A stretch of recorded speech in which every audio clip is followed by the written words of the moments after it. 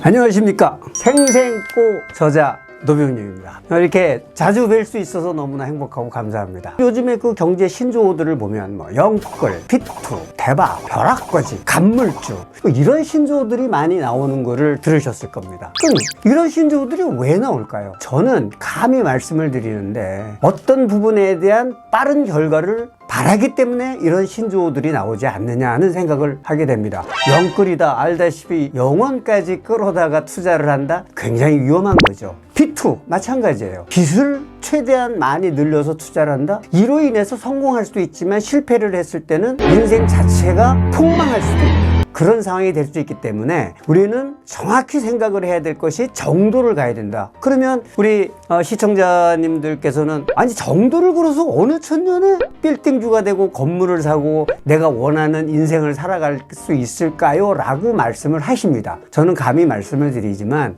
짧게 보면 실패할 확률이 크다는 거죠. 우리 빌딩주가 되고 싶다, 건물주가 되고 싶다고 이 책에서 스타트할 때 최소한의 기간을 10년 이상 받습니다. 10년이라는 세월이 지나야지 실질적인 건물주가 될 수 있는 가능성이 있는 거지. 뭐 하루 이틀 해가지고 뭐 비투해서 뭐 주식해가지고 뭐 애에서 불려가지고 뭐 그거에 대한 리스크는 역시 투자자인 본인이 해야 된다는 거죠. 사람은 힘 안 들이고 돈 벌고 싶고 적은 돈을 투자해서 많은 돈을 벌고 싶고 그런 건 누구나 있습니다. 그러나 이거는 인간의 기본적인 심리이기는 하지만 그런 이유 하나만으로 돈을 많이 벌 수 있다는 거는 확률이 현저히 떨어지는 거죠. 쉽게 말씀을 드려서 가장 쉽게 돈을 많이 벌 수 있는 방법이 아마 로또 복권을 사는 걸 수도 있어요. 적은 돈으로 로또 복권을 사서 그 돈이 일확천금의 형태로 나에게 돌아왔을 때를 기대하면서 아마 로또 복권들을 살 겁니다. 근데 로또 복권을 샀을 때 확률이 어느 정도인지 되는지 아십니까? 약 800만 분의 1이라고들 합니다. 무슨 얘기냐면 서울 시민 전체를 모아놓고 남산에서 강남 쪽으로 돌을 던질지 강북 쪽으로 돌을 던질지를 판단해서 하나의 돌을 던졌을 때 그 돌이 내 머리에 떨어져 주기를 바라는 확률. 그렇다면 정확하게 내 삶을 들여다보면서 돈을 버는 방법을 찾아야 되겠죠. 자, 그럼 돈을 벌 수 있는 방법이 뭐가 있을까요? 일단은 건물주가 된다. 꼬마 빌딩의 주인이 된다는 거는 돈이 있어야 되는 거죠.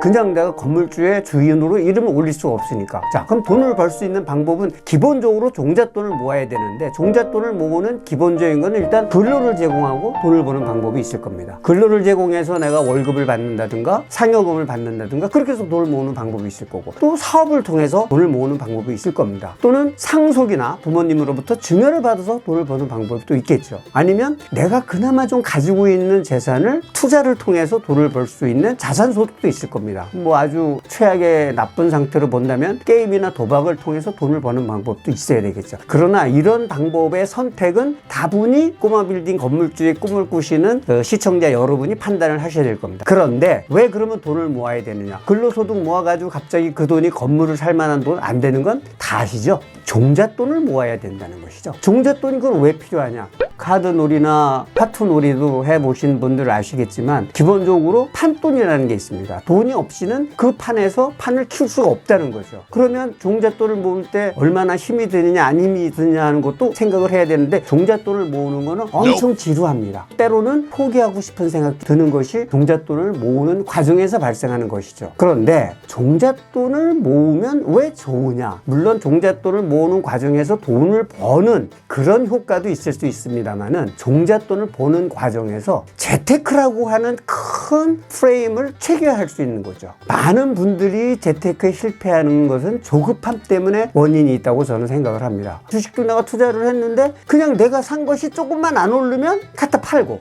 다른 거 사면 또 주식이 떨어지고 그러면서 하시는 말씀들이 이구동성으로 왜 내가 사면 떨어지고 왜 내가 팔면 주식값이 오르느냐. 그거는 기다림의 미학을 몸의 습관을 안 만들었기 때문입니다. 그러나 종잣돈을 모으는 거는 긴 시간이 필요한 거기 때문에 그 기다림이라고 하는 훌륭한 습관을 내 몸에 갖고 있을 수 있게 됩니다. 그 다음에 종잣돈을 모으다 보면 내가 1,000만 원을 갖고 있을 때는 2,000만 원짜리 물건이 보입니다. 1억을 갖고 있을 때는 2억 원짜리 물건이 보이고 10억을 갖고 있을 때는 20억짜리 물건이 보입니다. 종잣돈이 커지면 커질수록 내가 투자해서 돈을 벌어들일 수 있는 투자 대상이 층별화돼서 나타난다는 거죠. 그래서 종잣돈을 만들어야 되고, 그 다음에 종잣돈을 모으다 보면 돈이 소중하다는 거를 절실히 느끼게 됩니다. 그렇다면은 허상을 보지 않고 실상을 보게 되는 습관이 생긴다는 거죠. 대부분은 돈이 없을 때는 허상, 허망한 꿈, 실질적인 투자 효과를 얻을 수가 없습니다. 우리가 가고자 하는 마지막 목표인 꼬마 빌딩을 얻기 위해서는 그 실상을 들여다봐야 되는 능력이 필요한데, 그것이 바로 종잣돈을 모으는 과정에서 나타날 수 있는 거죠. 종잣돈을 모으기 시작하면서 그 좋은 습관도 생기게 되고, 좋은 물건도 보게 되고, 실제 내가 필요한 꼬마 빌딩인지 아닌지까지도 생각이 될 수 있기 때문에, 궁극적으로 꼬마 빌딩을 가기 위한 과정에서는 종잣돈을 모아야 된다는 것이 아주 핵심 키워드입니다. 종잣돈을 모으는 방법에는 어떤 것들이 있을까요? 기본적으로는 뭐 적금이라는 것들을 많이 생각하게 됩니다. 은행권에서 하는 적금도 있고, 제2금융권에서 하는 적금도 있고, 보험회사 등에서 취급하는 적금도 있고, 여러 가지 방법이 있습니다. 오늘 드리는 말씀에 정리를 한다면, 호황된 꿈은 폭망의 길로 끌고 간다는 것을 기억하시고, 두 번째는 종잣돈을 모으겠다는 의지를 꼭 갖고 출발을 하셔야 된다, 그런 말씀입니다. 다음 시간에는 어떻게 재테크 시장의 환경을 분석하고 좋은 아이디어를 얻어서 제대로 된 투자를 할 수 있는지에 대한 설명을 하도록 하겠습니다. 자, 생각하면 생각대로 꼬마 빌딩 건물주 되기, 이 꿈의 목표를 달성하기 위해서 오늘도 열심히 한번 달려보지 않으시렵니까? 감사합니다.